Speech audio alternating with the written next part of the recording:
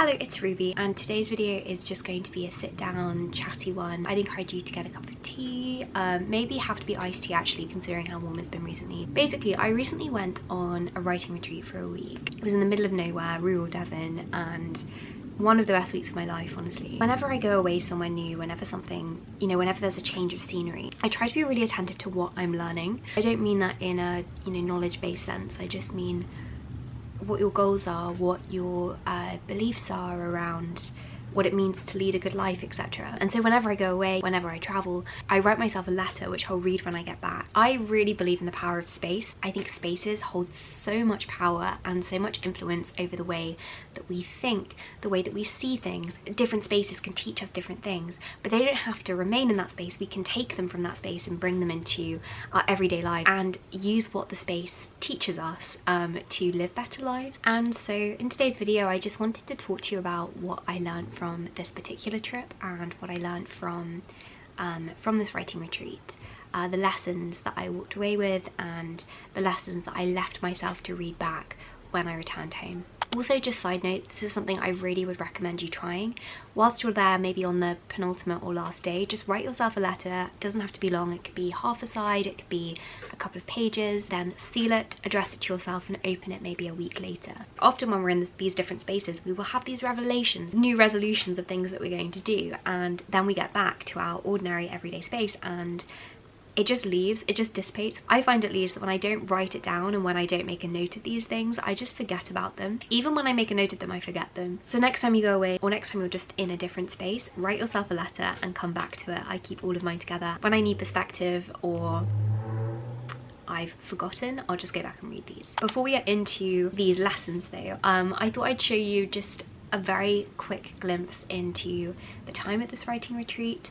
I didn't film very much, kind of quite intentionally. I didn't want to film. I really wanted to treat it as this kind of mindful retreat and be completely off from social media. But on the penultimate day, I did take some clips, so I'm going to share those with you now.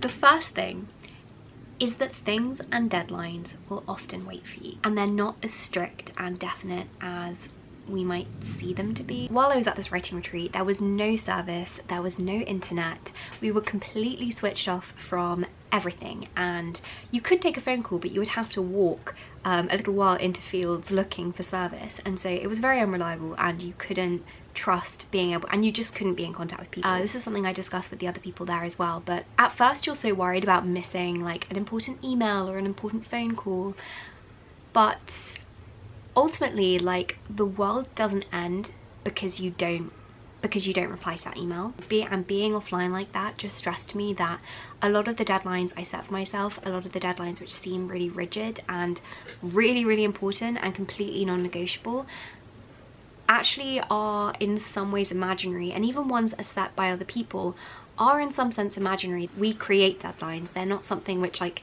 definitively exists by itself in its own platonic sphere, there is usually some kind of leeway with things. Obviously not always the case, some deadlines are more absolute, but they're more flexible than we see them as. So that leads on to the second thing, which is just taking things slightly more slowly can be really valuable. It reminds me a lot of this thing that Miranda Hart said on Instagram. She said it years ago, but it just has always stuck with me. She was still going to get the things done that she wanted to get done, but she was going to focus on doing them more slowly, because when you do something more slowly, it's more enjoyable. When we rush through things, that's when they become stressful. And so when we can take things more slowly, when we can give ourselves an extra hour, an extra day to complete a task, actually we can end up enjoying the process more. And actually I think that can be more productive than maximizing output, because you're enjoying the process, and that's such an important part of productivity. Okay, number 3 is to ask for help and to share work. So the context, of course, are specific to writing. This was a writing retreat. People in our group were sharing their work, we were giving comments and feedback on each other's work, and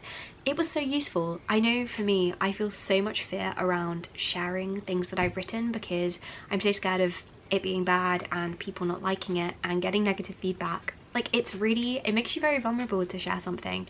But actually when I did share things, number 1 was not as stressful as I thought, and number 2, it was just so useful for growing as a writer and improving. Big thing walking away with, it's okay and it's good to share work and to give feedback. Number 4, I literally saw this online yesterday. This idea of like doing a dopamine detox. And I hadn't heard of this before. So it's quite funny that it came into my periphery after I suppose I have just had a dopamine detox, because not having internet of course meant that I didn't have access to social media. I wouldn't say I'm majorly addicted to my phone and social media, but I do use it, and I will on default go into Instagram, I will on default go into YouTube and TikTok, and it does give a dopamine rush.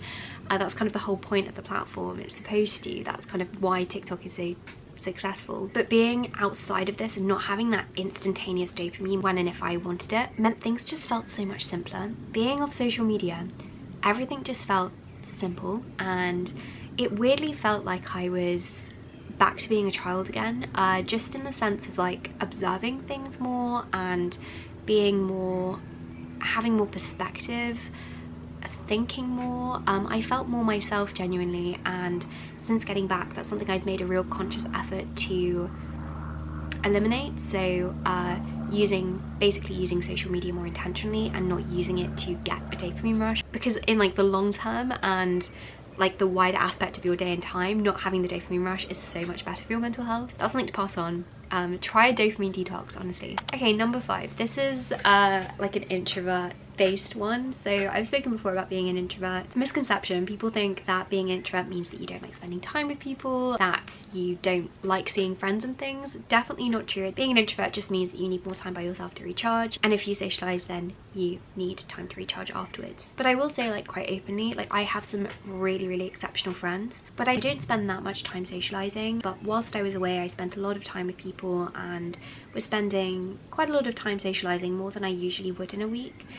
And so long as I kept the balance kind of in check and I wasn't like constantly with people, I found that it wasn't too much. And so I walked away from the trip just thinking like I might want to spend more time seeing friends and with people and socializing. Not that I think I'd be able to like do loads of socializing, because I do get drained quite easily when it comes to socializing, but I want to do it more. I also don't want to feed into this thing of like you should socialize more, because introverts face that so much already. But I guess kind of like both ways. If you're an extrovert, be open to spending less time with people, and if you're an introvert, be open to spending more time with people. Please excuse the extremely messy hair, but I guess the point that I'm getting at is that extroversion and introversion might and probably will change and fluctuate over the course of our lives, and we should be open to changing the balance and kind of open to seeing people less or more. Number 6 is linked to that last one, which is that there are kindred spirits everywhere. As Anne of Green Gables said, kindred spirits are not so rare as I used to think. A lot of people who watch my videos say that they relate to this, and so I'm going to kind of say this in the sense of you. I know that this is the case for quite a lot of people who watch my videos, so maybe this is the case for you. Maybe you grew up feeling different at school. You just felt like your interests were very different to the people in your class, and that made it maybe harder to make friends. If that's how you grew up, it's easy then to feel like kindred spirits are really hard to find. But as Anne says, they're not as rare as I used to think. On this trip I managed to find people who do have similar interests and I would call kindred spirits. If at the moment you feel like you don't have really close friends and you haven't managed to find people who you feel are similar to you, those people are there. 8 billion people on this planet. There are people who have interests to you that are kindred spirits, and there are people that you will meet who will love and care for you like nobody else will. And that sounds very dramatic. I know, I think that's something that can be an important reminder sometimes, and so I just wanted to say that. Alright, number 7. There is so much time, and there is so much time to learn, and there's so much time to grow. I feel like I often work in a little bit of a rush, like especially with comparisons on social media and seeing a certain like level and caliber of success from people who are very young. It can feel like you're failing if you're not achieving those same things at the same pace. We hear it heard so much, but we're all on different journeys, we're all on different pathways, and the pathways are going to look different. So just because you haven't done what Joe Blogs has done yet, that doesn't mean that you're not on track to doing that, and it doesn't mean that you have to rush through things. And actually kind of having those kind of blinkers on of like, I need to achieve X by December, that can be quite restrictive and maybe prevent creativity. So what I've walked away with is basically an awareness I am still very young, and I still have a lot of time. And then number 8 is that particulars and choices are stressful. Like, I don't really like making choices, and I've realized this quite intensely this year through lots of journaling. I just really don't like making choices, and I'm quite an indecisive person, so making choices is actually quite stressful. But whilst we're on this writing retreat, there was some semblance of structure because we had lessons in the morning, and then we had particular tasks that we were advised to do during the afternoons. We cooked our meals in the evening, but the menu was pre-decided, and also whenever you're away, you've kind of already decided what you're going to wear, so you don't have to think about what you're going to wear. And I've realised that actually there's so much value in that. So eliminating everyday mini decisions like, what am I going to wear, what am I going to eat, what tea am I going to drink, but that means that you can free up mental space for working on projects and making bigger decisions. It is something I've spoken about before in terms of timetables. I enjoy timetables and I enjoy that level of structure because it means that I've already decided what I'm going to do next when I finish tasks. I don't have to sit there and decide what to do. But on a very similar grain, just like eliminating small everyday tasks, I think is very valuable, and I'm thinking at the moment of ways that I can implement that into my everyday life in a really proactive, useful way. So actually, if you have any advice on that, or there's anything you do to eliminate tiny decisions that we have to make on an everyday basis, then please let me know. So then the final 2 things are just related to writing specifically, and I put them at the end because you might not find this as applicable to you. So number 1, projects don't always go the way that we expect, and we might start a writing project and then get halfway through and realize that that's not the story, that the story we thought we were telling isn't the story we're telling, and we're telling a completely different story. And sometimes you just need to write to realize what story you're going to tell. So during this week, I completely changed the tone and even the genre of the book through having conversations, through writing. And yeah, I guess kind of the big piece of advice there and the big takeaway is to be open to changing the direction of a writing project. And then the second thing is quite basic but also really important. Is it blurry? I can't tell, it's too bright. And that's to lead with character whenever you're writing. You could have the most boring plot in the world, and if you've got good characters, then they'll carry that plot.